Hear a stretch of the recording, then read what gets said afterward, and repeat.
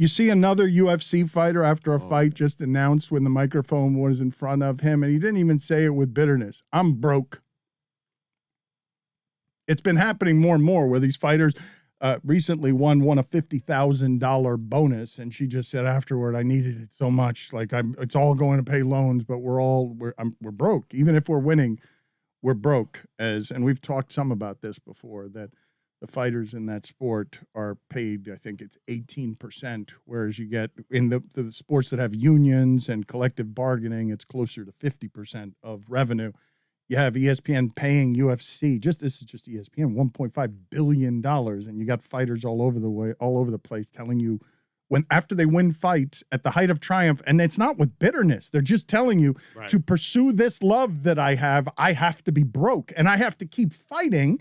I can't take a lot of time between fights because I'm broke. I have to keep getting out there, whether I'm ready or not, on a timely manner, maybe before I'm ready, just because I'm broke. Well, how do you fix it, though? I mean, forming a union, right? That would help, well, certainly. That's one place. Because they keep coming back to fight. You keep putting pressure on Dana White publicly. I don't know if he's capable of shame and embarrassment, but you keep putting public pressure. I told you that the only reason, I didn't want to fight Dana White, Stugotz, that the only reason I did that is because I was trying to circumvent the labyrinth at ESPN because they're partners, and anytime anybody would say anything that Dana White didn't like at ESPN or anywhere, because he doesn't have any use for journalism, because he wants to do it his way, because he's a Trump dictator guy and he doesn't have any use for unions or fairness or anything else. He just wants his money, and he gets his money, keeps getting more and more power. And the reason that I said, you remember how that went, correct? The interview was me asking him questions he was not getting at ESPN about how poorly paid his fighters are. And because I knew that was going to swing back on me, I just sort of threw a bunch of smoke and sparkle in the air by, saying, whatever it was I said about wanting to fight him, because I want attention paid to this. I don't know how else you I don't know how else you do this, but I would ask you to consider, as basketball and football have partnerships with their employees that make it so that any injustice these players may be suffering, maybe you don't think any of it's injustice because it's millions of dollars and they get to share in it, but at least they're collectively bargaining to be partners with their employer in a way that allows them to share the money. When Ariel Helwani comes on here and tells you about all these new deals that the UFC is signing, a kit for $1 billion, a Bitcoin fighting kit sponsorship, and that the fighters don't get any of it, it should bother you, especially, Stugotz, when you start considering the desperation that is the soul and the undercurrent of the fight game. Choosing that as a living, fighting other desperate, broke people for money is about as close as we come to the gladiator stuff. Desperate, broke people choosing a career path. And yes, they chose it, but sometimes desperation makes people choose boxing, and just the lack of education sometimes that's in play, the poverty you come from. This is not a universal truth, but largely there's a lot of desperation in those sports when you arrive at a place when you're choosing to fight another man for money as a career choice, or another woman. It does bother me. It should bother the fighters, though, and it should bother them enough where they're finally going to take a stance and do something about it. Like, Dan, I don't know the sport as well as you do, so I don't know. Are there fighters where the draw is big enough, where they are so popular, where if they didn't fight, it would really hurt the sport? There are a handful of fighters, Stugotz, who are making fine money. You will not hear Daniel Cormier or Conor McGregor complain too much. Actually, McGregor has complained about it, but it complained too much about the fight payments. But can't those guys be leaders, try to form a union, or at least tell the fighters, hey, we're going to sit out, or let's all sit out until we get what it is that we want? Because this seems unfair. It's easy for... No, I know, Dan, I'm making it sound a lot easier than it is. For you to exert power, you exert the power of others very well. It's a little harder to do when your sport has a bit of a monopoly. What are you going to do? You're going to go, what many of them are doing is going and fighting the Pauls because it pays for more money, going into the circus tent over there just to box. The one person you would say would be John Jones that would be like, okay, if this guy steps away, that would be the thing. And he stepped away, and he's been out of the fight game for what, 2 years now, and it doesn't matter, right? Like the interesting thing to me is that as you look, and Ariel Helwani talked to George St. Pierre, which is in retirement. He wanted to fight Oscar De La Hoya, and Dana White said, "Nah, you're not going to do that." Like, they still control them into retirement, right? Like, if John Jones wants to come back and fight, it's got to be with the UFC. There's no other way. But they all march to the same drumbeat. All the fighters, you hear the same thing. Hey, yeah, you know, it is what it is. We just got to keep going. This is the problem, though, when you have such an imbalance of power, when you've got the funds being created by the people in the system who are physically courageous and powerful, but in this instance are powerless. There's a danger to this kind of dictatorship. I don't know that the audience cares, though, as long as they get their pound of meat every time UFC is showing fights. I do believe if the employees all decide to band together and form, like, exercise some form of collective action, sure, and then they're punished for it, that is a violation of the law. The National Labor Relations Board would then get involved. But at that point, your career may be over. And if you don't have any money, and your leverage is that you could make money one day if you play by these horrible rules, what is the incentive?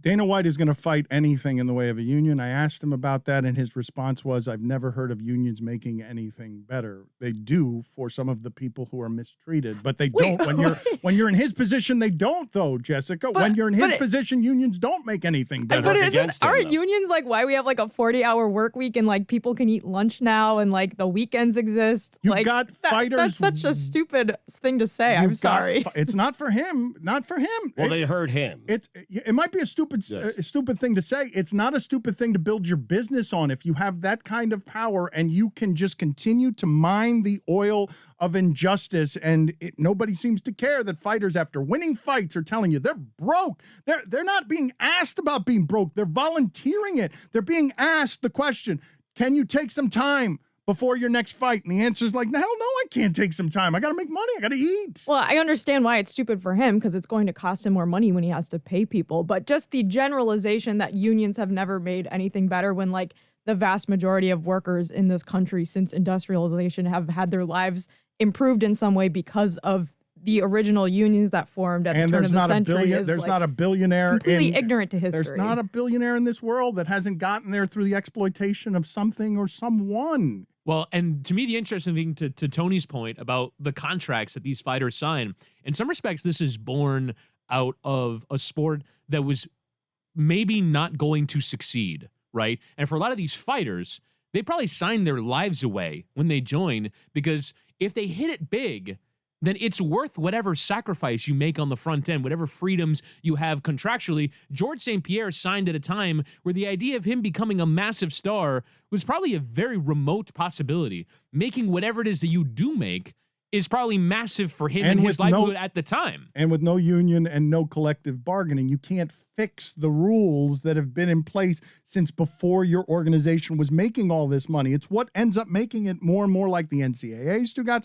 and it's what ends up making these bodies, there's a lack of humanity in it, as or more disposable than even the ones in the NFL, where you only know a couple of the skill position guys and you can run through any of the linebackers and you can make a running back position not matter in a salary cap sport. But even where the injustices are in football, Stugotz, at least they're collectively bargained. Correct. At least they're partners. Not well, but they're bargained. They're Yes. in the room and they're negotiating a more reasonable percentage of the profit and the revenue.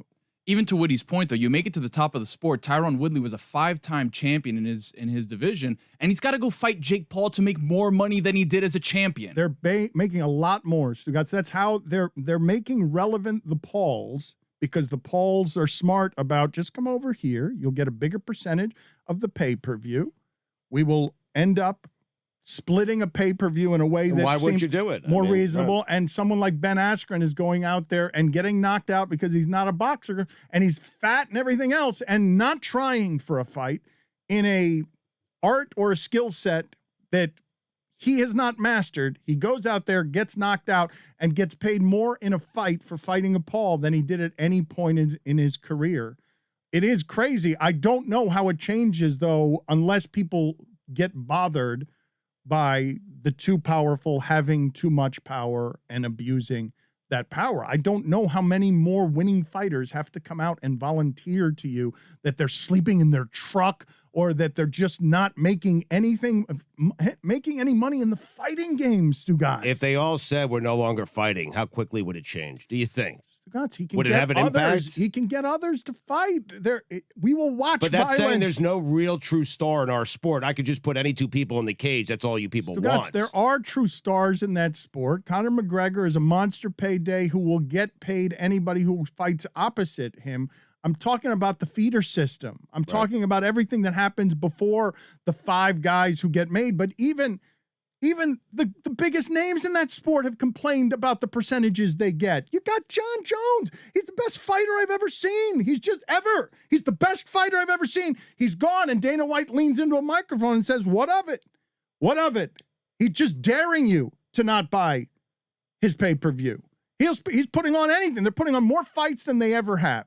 More disposable bodies than they ever have. More guys that you haven't heard of and women that you haven't heard of than they ever have. But if the fighters are interchangeable, and it sounds like they are, then there is no solution. And doesn't seem like there is one. They just propped up an interim heavyweight title, even though we have a heavyweight champion in Francis Ngannou, and Cyril Gane just won the interim heavyweight title. It's like, it doesn't matter, right? Like, we need John Jones to fight Francis Ngannou, and it'll never happen. It's a little bit harder to happen, too, when you're buoyed and supported by Disney now. Because it's not going to get smaller. It's just going to get more and more unjust, more and more powerful, shared among the people who have actual power. But in that sport, the part that's interesting to me is what they're doing for a living. Where do you want more valor than that in sports? You've heard me talk before about just the insanity, Stugotz, of stripping yourself down to your shorts and being in front of a whole bunch of people terrified you're going to get knocked out. But now add to that terror, oh no, I've got to win just to make money to feed my family. And so does that person across from me. And that's the desperation of what you're watching. And at the highest levels of it, they're making a ton of money. Like, it's spilling all over the place. But it's like what we're watching when, Bezos flies into the sky during a pandemic and you were watching these billionaires go into space and with no sense of what is happening beneath them. I'm asking you to examine what the pipeline is here. It's the same in baseball. You see what's happening with the minor leaguers. They get, a piece of bread and a piece of cheese, and nobody cares about the minor leaguers. Who is specifically being put in the meat grinder, Stugotz? It's the desperate classes. It's the people who don't have money. And the people at the top are making more and more money, and they don't have to share an even or even reputable percentage of it. And no one in the audience seems to care. No one. I don't see these fights not being watched. I don't see anybody protesting these things, even as the fighters themselves give voice, and they don't do it bitterly, Stugotz, because they're afraid of authority there. They're afraid of what power is there. They don't want to be telling you, oh, I'm broke, and also this is unjust. They just tell you flatly, I'm broke. They're not going against the power there. To that point, Dan, regional MMA is really sad. I don't think people understand how sad regional MMA is, because you're talking about the bottom rung, trying to make it up, and you're fighting in front of 3 people, bare knuckle fighting, like, all right, let's do it, and you're fighting for your life.